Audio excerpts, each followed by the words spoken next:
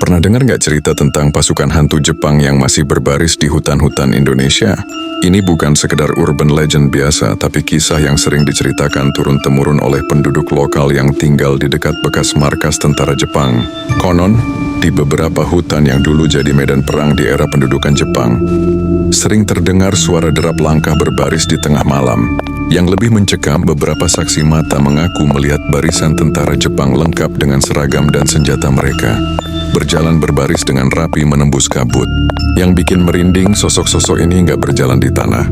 Kaki mereka melayang beberapa sentimeter di atas permukaan. Dan yang paling aneh, meski berbaris dengan rapi, wajah mereka kosong, pucat, dan tatapan mata mereka seolah masih terjebak di masa perang.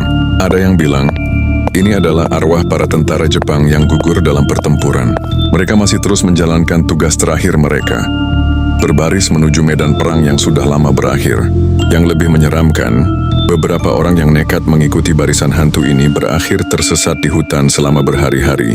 Para tetua desa percaya, arwah-arwah ini masih terikat dengan tanah Indonesia karena kematian mereka yang tragis dan mendadak. Mereka bahkan masih mengira perang belum berakhir, terus menjalankan rutinitas militer mereka dalam dimensi yang berbeda.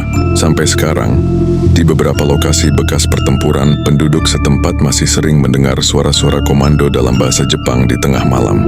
Dan kalau kamu kebetulan hiking atau camping di hutan-hutan ini, mungkin aja kamu bisa jadi saksi parade hantu yang masih setia berbaris, meski perang sudah berakhir 75 tahun yang lalu.